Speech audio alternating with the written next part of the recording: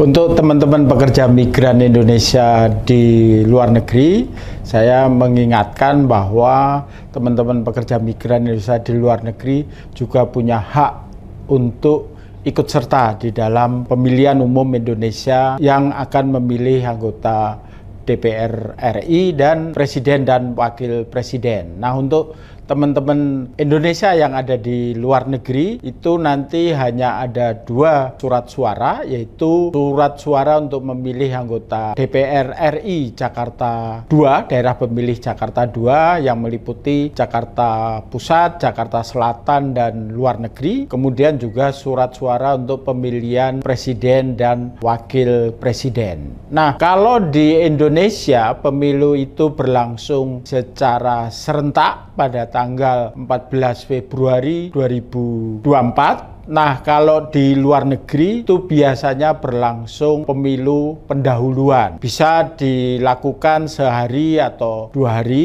sebelum pemilu di Indonesia, biasanya menyesuaikan hari libur teman-teman pekerja migran Indonesia. Nah, di tahun ini ada 3 metode yang diterapkan untuk pemilihan atau masa pencoblosan bagi teman-teman pekerja migran Indonesia di luar negeri. 1, datang langsung TPS. Yang kedua, melalui kotak suara keliling atau drop box. Dan yang ketiga adalah melalui mekanisme surat dan pos. Nah, dengan adanya 3 metode ini, teman-teman tentu harus mencermati dia terdaftar di mana. Nah, inilah satu hal yang menjadi potensi kerawanan pemilu Indonesia di luar negeri. Kita tahu misalnya akhir tahun yang lalu banyak teman-teman pekerja migran Indonesia itu sudah memamerkan dia sudah terima amplop berisi surat suara. Padahal seharusnya menurut jadwal itu mereka baru menerima surat itu dari yang dikirimkan oleh PPLN pada tanggal 2 Januari 2024. Tapi ternyata di akhir Desember itu PPLN di Taipei itu sudah mendistribusikan surat itu. Nah, itu adalah hal yang sebenarnya tidak boleh terjadi. Nah, itu bisa menimbulkan kerawanan pemilu, ketidakpercayaan pemilu. Kemudian juga yang terjadi di Hong Kong. Pada awalnya teman-teman di Hong Kong itu akan memilih banyak melalui mekanisme TPS. Sekitar 79.000 lah melalui mekanisme TPS, dan pada awalnya juga akan disediakan sekitar 39 sampai sekitar 40 TPS. Tapi tiba-tiba ada perubahan. Ternyata PPLN Hong Kong dan Macau hanya menetapkan ada 4 TPS. Sehingga ada migrasi metode ya. Dari metode TPS ke metode surat suara. Nah, ini juga akan menimbulkan potensi kerawanan di mana sebelumnya mayoritas teman-teman pekerja migran Indonesia di Hong Kong bisa memilih langsung melalui TPS. Nah, sekarang hanya 2.900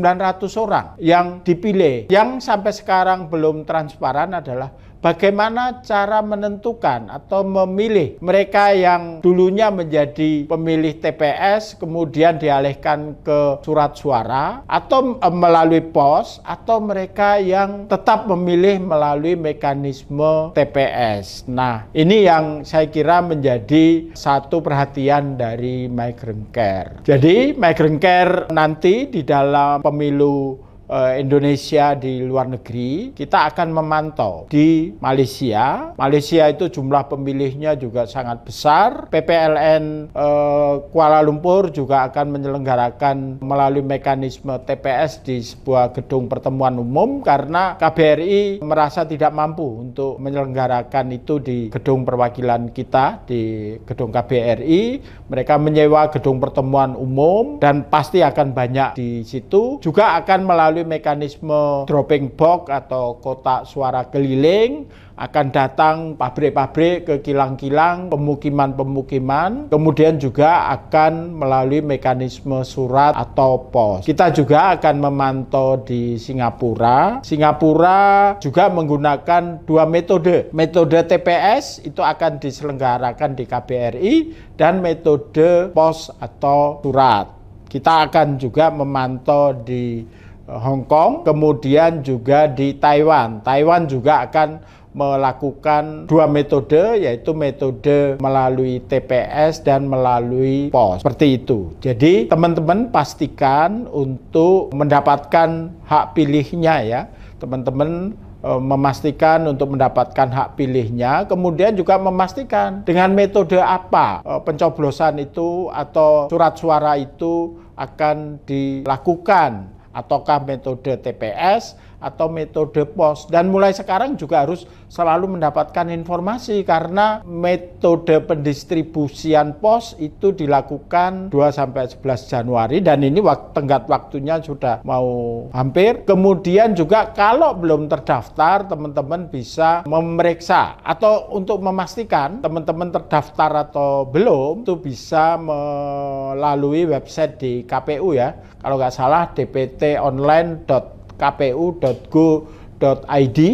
Nah, kalau di Indonesia itu bisa memasukkan nomor KTP, tapi kalau untuk teman-teman yang ada di luar negeri itu memasukkan nomor paspor seperti itu. Nah, saya juga mengundang untuk teman-teman pekerja migran yang ada di Hong Kong, di Malaysia, di Singapura, dan di Taiwan. Kalau mau terlibat ya di dalam proses pemantauan dan pengawasan pemilu Indonesia di luar negeri agar bisa jurdil dan luber, itu bisa bergabung menjadi relawan pemantau di Migrancare. Jadi Migrancare ini adalah satu-satunya pemantau pemilu Indonesia di luar negeri yang diakreditasi oleh Bawaslu. Terima kasih.